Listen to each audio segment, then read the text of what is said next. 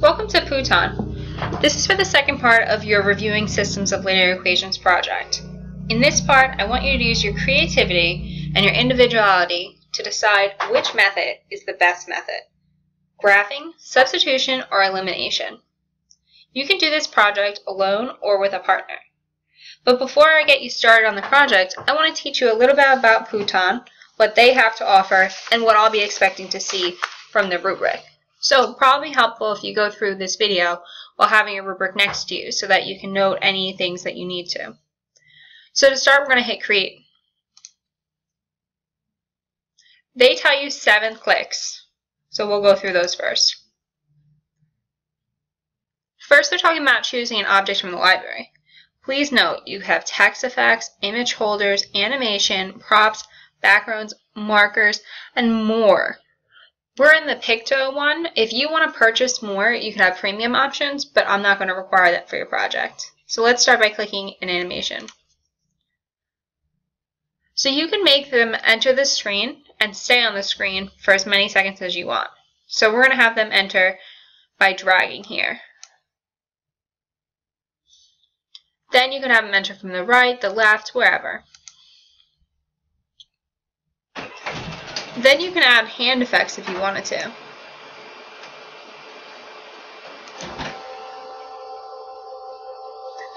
Then you can have them leave at a certain amount of time. Now, what if we wanted to have a city background? You could do that also.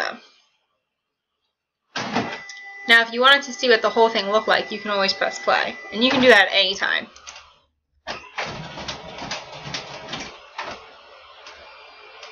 Isn't that awesome? So that's the first one that we've created with the program. So what you want to do next is you want to create a new one from scratch. So it's loading templates.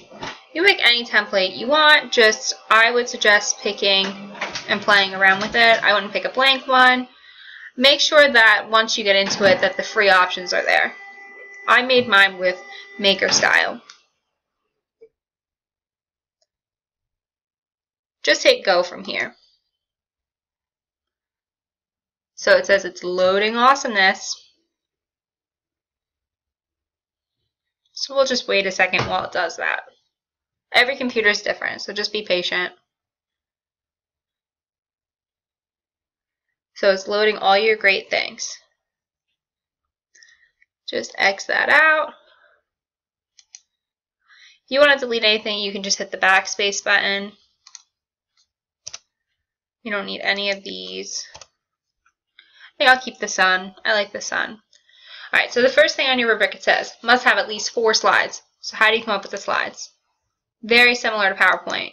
You're just going to hit add slide, add slide, add slide. If you want to be more creative than 4 slides, go for it, but 4 slides would be the minimum. Then it says, as one animation or character on each slide. So let's go over to the library. Animated characters are over here.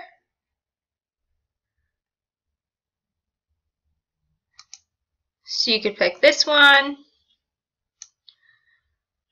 On that slide, you could pick this one on this slide. That one on that slide. I guess depending upon whatever emotion you're feeling. Let's say it was boring to begin with, but then you changed emotion. Each slide also has to have 2 props or markers. So come back over here. We'll make that last. Props are over these. You can see it's called props. Put a prop on. They move. Maybe he's dreaming about something. Then there's markers. Maybe put an X for whatever it might be. So that takes care of the first 2. Then if you wanted a transition, so you have to slide down and it says transition. You just click it. Depending upon what slide you're on, you just click it. Whatever you want. Zoom in, zoom left, whatever. There's more. You can look at more of them. This one's funny. Whatever you want. Be creative with it. It's your thing. Now it says to add text. There's text on at least 3 of the slides. Let's practice putting text on here. So we're going to go up. My personal favorite is this one. Somebody starts to write.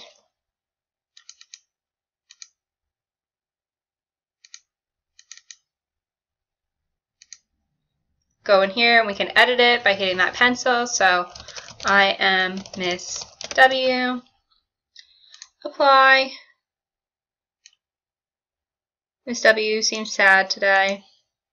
And you can choose whichever ones you like, whatever effect you like. So you'll just have to play with it and see what you like. We'll try this one here. Remember, click on the pencil to edit. How are you?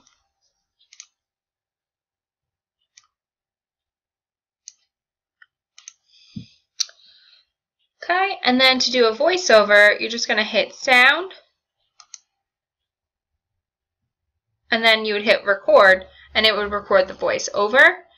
And to do that, you're going to have to write a script to figure out what you want to say in each of the slides, and just practice recording it. Each slide is 10 seconds, so you just have to make sure that all of your speak goes with the slide that you want it to. It takes a little practice.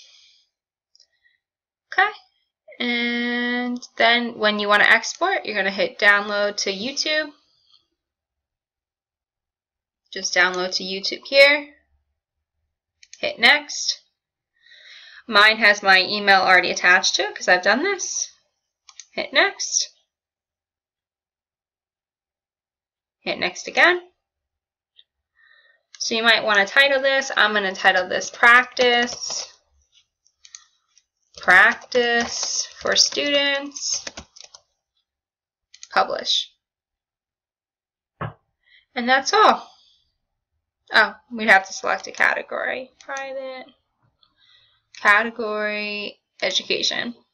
Publish. And then I'll bring you to YouTube, which we've already gone over in other classes. Good luck making your video, and have fun.